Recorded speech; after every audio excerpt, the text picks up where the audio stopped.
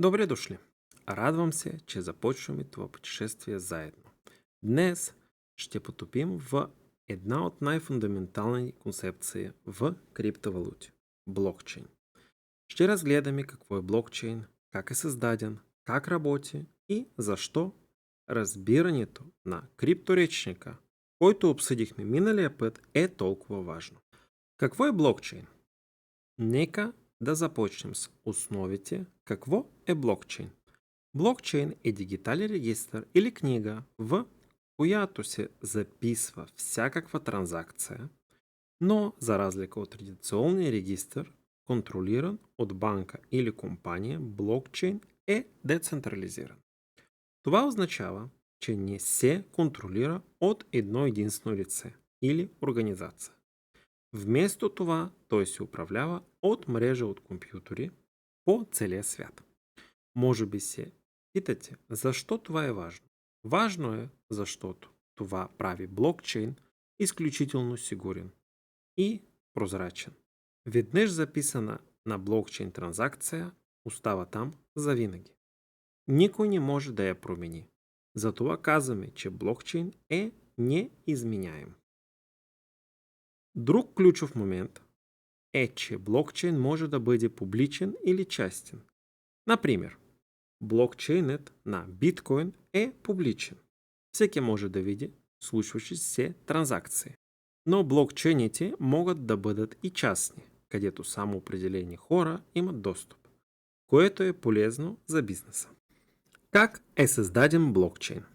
Сега нека да поговорим за това как е създаден блокчейн. Технология на блокчейн беше представена за първ път през 2008 година от човек или група с името Сатоши Накамото.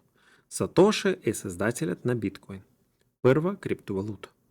Основна цел при създаване на блокчейн беше да се реши проблемът с двойно харчене.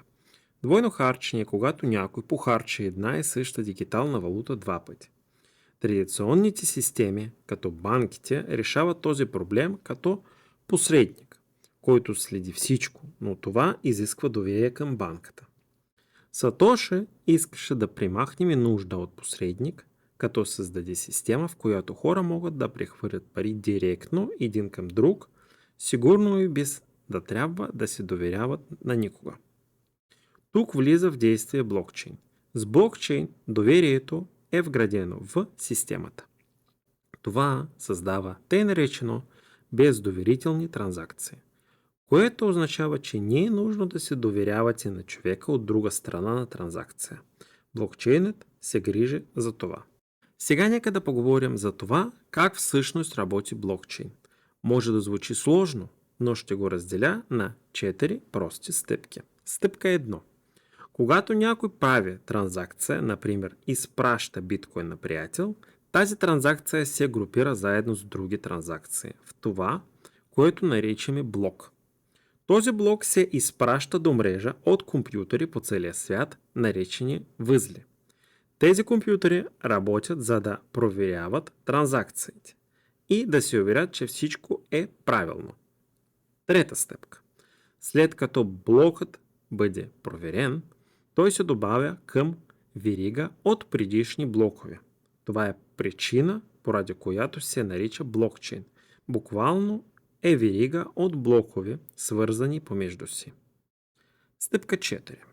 След като блокът бъде добавен към блокчейна, транзакция е завършена.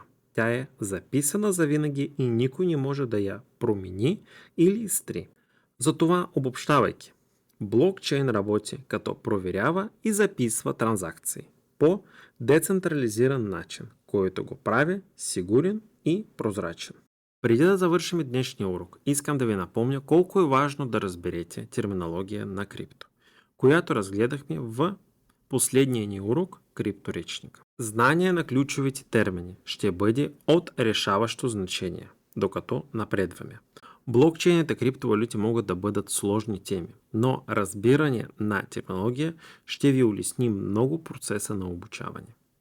Ако все още не сте го направили, ви насърчавам да прегледате речника, тъй като той ще бъде основата за всичко, което ще учим от тук нататък. Това е нашето въведение в блокчейн. Днес разгледахме какво е блокчейн, как е създаден и как работи. Надявам се, че това ви даде солидна основа, върху която да надграждате, докато продължаваме напред. Ако имате въпроси или се нуждаете от пояснения, не се колебайте да питате. Аз съм тук, за да ви помогна на всяка стъпка от пътя.